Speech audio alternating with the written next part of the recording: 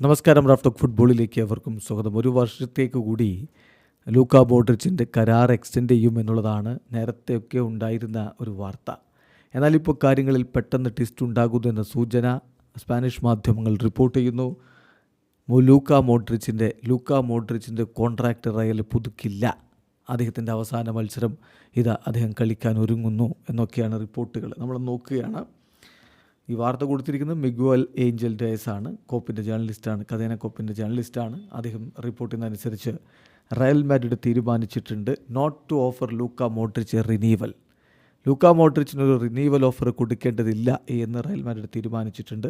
ഇത് ക്ലബിൻ്റെ തീരുമാനമാണ്, അല്ലാതെ സാബി അലോൺസോയുടെ തീരുമാനമല്ല. ഇഫ് നത്തിങ് ചേഞ്ചസ്, ഒന്നും മാറുന്നില്ലെങ്കിൽ, കാര്യങ്ങൾ ഇതുപോലെ തന്നെ തുടരുകയാണെങ്കിൽ Luka Modric will play his last game at Bernabeu on Saturday.